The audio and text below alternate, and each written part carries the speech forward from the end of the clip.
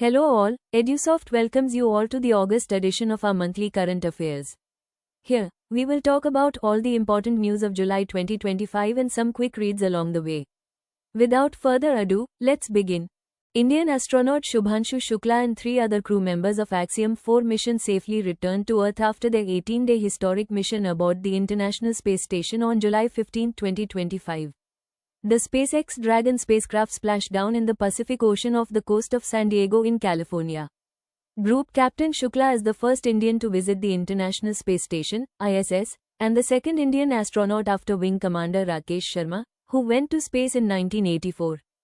During the 18-day Axiom 4 mission, Shukla and his team carried out over 60 experiments focused on microgravity's effects on biology, agriculture, technology and human physiology. These studies aimed to advance space exploration and offer insights applicable to life on Earth. Axiom 4 mission Space Odyssey began on June 25 when the Falcon 9 rocket carrying the Dragon space capsule blasted off from Florida towards the ISS. During his stay aboard the ISS, Mr. Shukla conducted 7 India-specific microgravity experiments. These experiments were designed to generate critical data for future planetary missions and long-duration space habitation.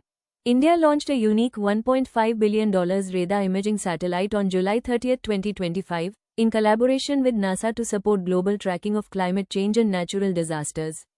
The NASA ISRO Synthetic Aperture Radar, or NISAR satellite, is the first such collaboration between the ISRO and NASA.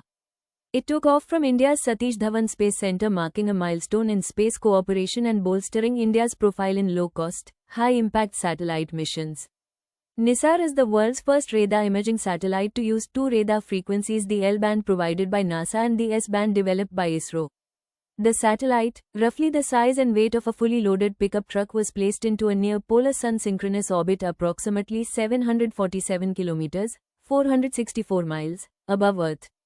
It will map the planet every 12 days using a 240 km wide radar swath, offering data to scientists and disaster response agencies to monitor everything from glacier retreat in the Himalayas to potential landslide zones in South America.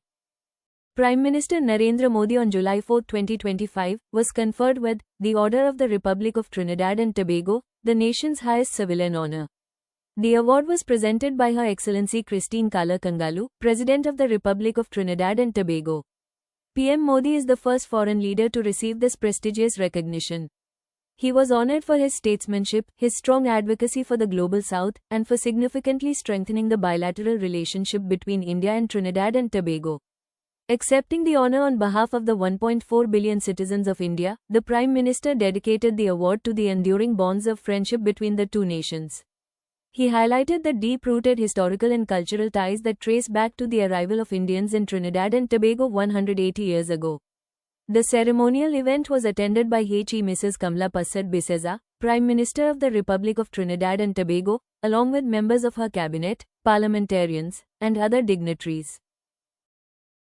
Prime Minister Narendra Modi's visit to Argentina on July 4, 2025, marked a historic milestone. It was the first bilateral visit by an Indian Prime Minister to the Latin American nation in 57 years.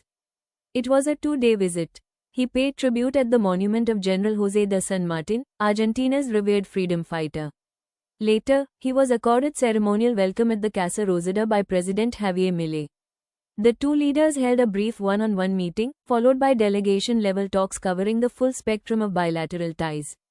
During the visit, PM Modi held wide-ranging talks with Argentine President Javier Milei.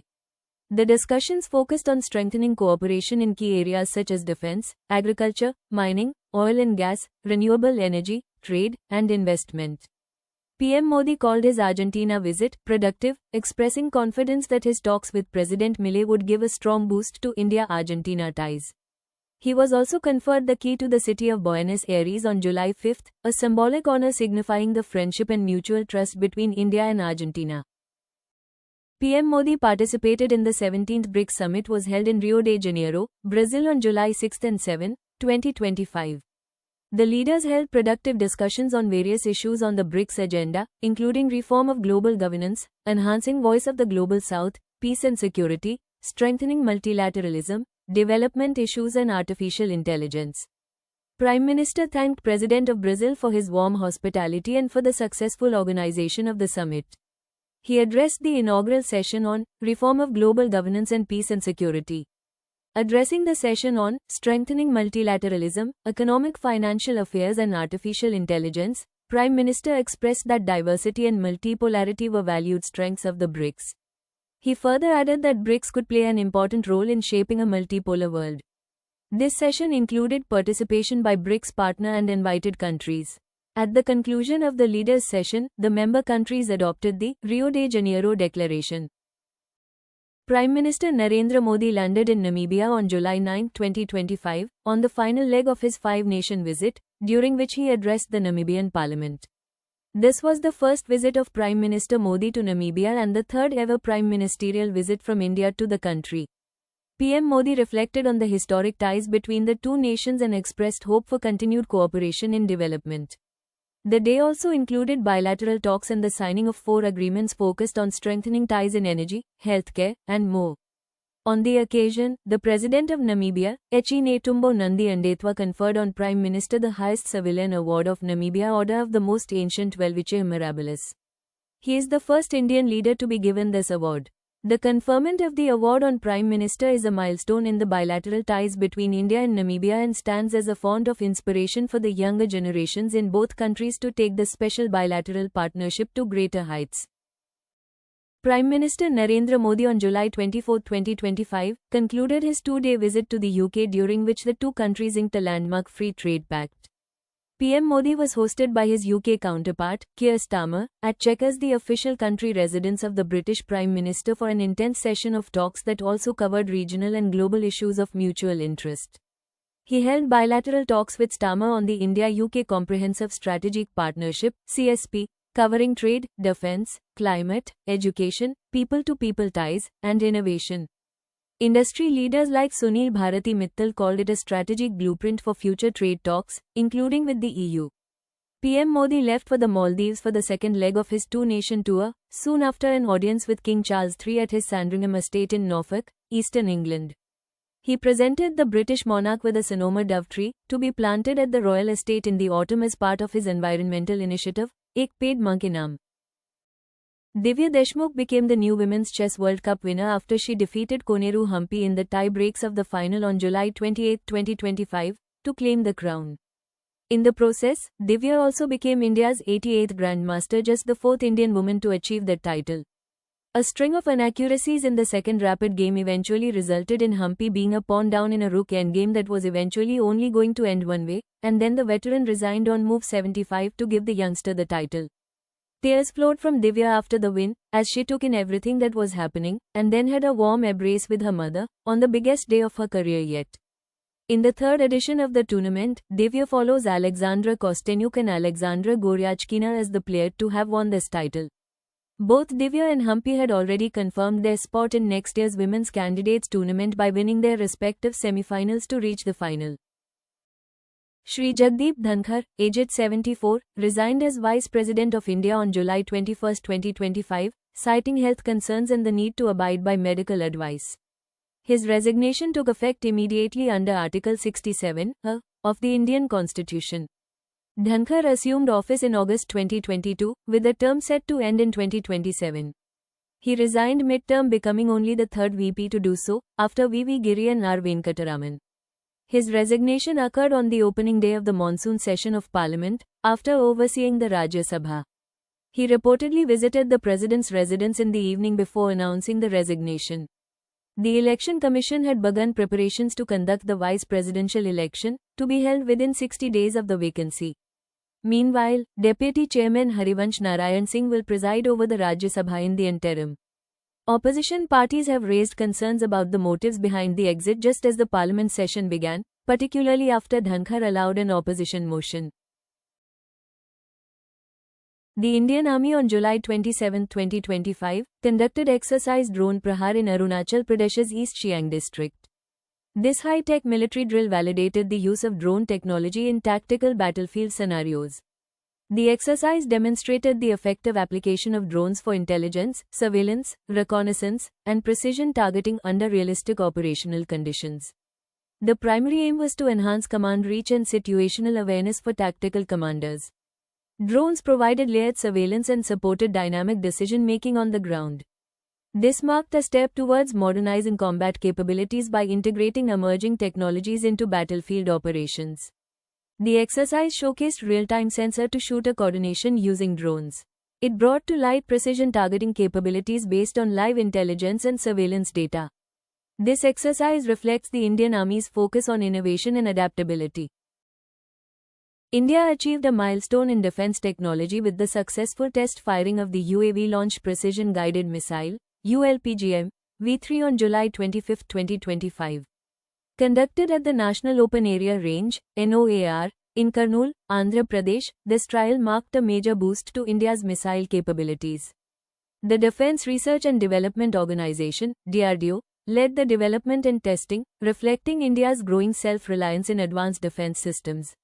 The ULPGM-V3 is a precision-guided missile launched from unmanned aerial vehicles (UAVs). It is designed for high-accuracy strikes on ground targets while minimizing risks to personnel. It stands out due to its lightweight construction and laser-guided precision. It features a top attack mode to effectively target armored vehicles. This variant is an extended-range version, building on earlier models like ULPGM-V2. It incorporates advanced technologies such as imaging infrared, IIR, seekers and dual-thrust propulsion systems. The missile suits modern battlefield demands with its lightweight and versatile design. On July 30, 2025, the sixth most severe earthquake in recorded history struck off Russia's far eastern coast. It was the most powerful earthquake recorded worldwide since the 2011 Tohoku earthquake.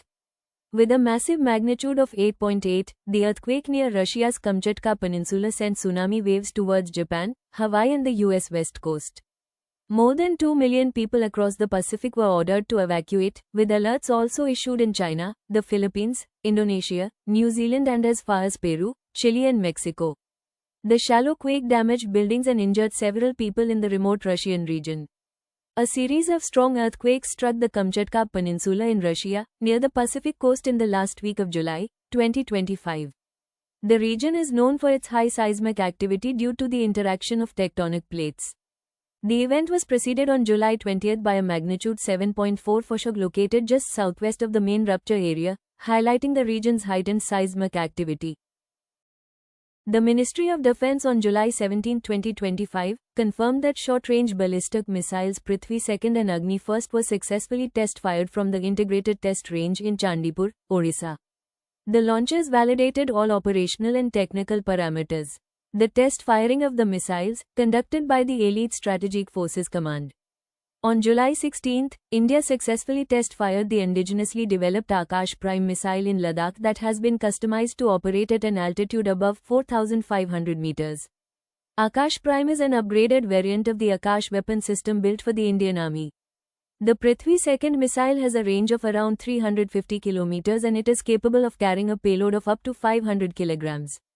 It can carry both conventional as well as nuclear warheads. The Agni-1 missile has a range of 700 to 900 kilometers, and it can carry a payload of 1000 kilograms. Both Prithvi-2 and Agni-1 missiles have been an integral part of India's nuclear deterrence. Israel marked a major milestone on July 13, 2025, by launching DRAW-1, its first fully government-funded and domestically built communications satellite. The launch took place from Cape Canaveral, Florida, using a SpaceX Falcon 9 rocket. DRAW-1 represents a strategic leap in Israel's space capabilities and communication infrastructure. DRAW-1 is a geostationary satellite orbiting about 36,000 kilometers above the Earth's equator. It provides continuous coverage over Israel and nearby regions. The satellite weighs approximately 4.5 tons and spans 17.8 meters. Designed for a 15-year mission, it will serve Israel's communication needs into the late 2030. The project began in 2018 with an estimated cost of 1,670 crore rupees. The satellite was built entirely in Israel, eliminating dependence on foreign components or vendors. It is Israel's first state-owned communication satellite. Previously, satellites like the Amos series were built by Israel Aerospace Industries, IAI, but owned by private firm Spacecom. It demonstrates advanced technological capabilities in satellite design and manufacturing. India has taken steps to transform its skilling infrastructure on July 7, 2025. A National Steering Committee (NSC) was formed to guide this transformation. The focus is on upgrading industrial training institutes (ITIS) and establishing National Centers of Excellence (COES) to meet industry needs. This initiative aims to create a skilled workforce aligned with modern manufacturing and industrial demands. This committee, consisting of representatives from the government, industry, and state governments, is responsible for guiding the implementation of the skilling initiative. The plan involves upgrading 1,000 ITIS, including 200 hub ITIS, equipped with advanced facilities, and 800 spoke ITIS, to ensure wider reach. The initiative aims to closely align ITI curriculum and training with industry requirements to better prepare students for jobs. A state-level workshop-cum-consultation on the national scheme for ITI upgradation at the Namtech campus, located within the IIT Gandhinagar campus, was organized on July 24, 2025. The United Nations held a very important conference on July 28, 2025, to address the long-standing Israeli-Palestinian conflict. The event resulted in the New York Declaration, a detailed plan aiming to establish an independent, demilitarized Palestinian state alongside Israel. This move reflects a strong international consensus to resolve the conflict through peaceful coexistence and regional integration. The conference took place amid severe humanitarian crises in Gaza, including famine and restricted access to food. Israel's policies were widely criticized, though Israel denied these allegations. For the first time, Arab nations condemned Hamas's attacks on Israeli civilians in October 2023, which killed about 1,200 people and took hostages. The declaration also condemned Israeli attacks on Gaza civilians and infrastructure, denoting the humanitarian catastrophe caused by the siege and blockade. The declaration received backing from France, Saudi Arabia, the European Union, the Arab League, and 15 other nations. Saudi Arabia urged all 193 UN member states to endorse the plan before the 80th UN General Assembly session. Iga Swiatek demolished Amanda Anisimova 6-0, 6-0 in the most one-sided women's Wimbledon final for 114 years to seal her sixth Grand Slam. The Polish 8th seed, who has now won all 6 major finals in which she has competed, was in charge from the first point and wrapped up victory in just 57 minutes. The 2025 Wimbledon Championships was a major tennis tournament which took place at the All England Lawn Tennis and Croquet Club in Wimbledon, London, England from June 30 to July 13, 2025. It is one of the 4 annual Grand Slam tennis events, along with the Australian, French, and US Opens, and is the only one still played on natural grass. World number 1 Jannik Sinner stretched his arms out to the sky as he was crowned men's singles champion of Wimbledon 2025, dethroning 2-time reigning champion and world number 2 Carlos Alcaraz. Russia's Veronika Kudermetova and Belgium's Elise Mertens won women's doubles, and Netherlands, Sander Verbeek and Czech Katerina Siniakova claimed the mixed doubles crown. Brits Julian Cash and Lloyd Glasspool delighted their home crowd in men's doubles, with a finely crafted performance against the duo of Rinky Hijikata, Australia, and Dustin Pell, Netherlands. And here are some quick reads of the month.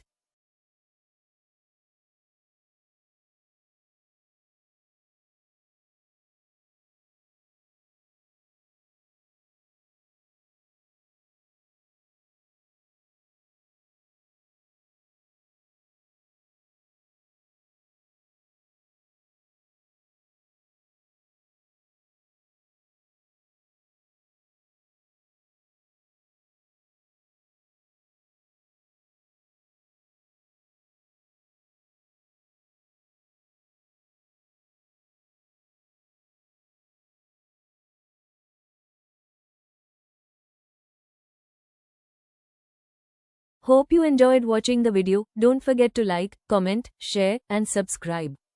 Thank you.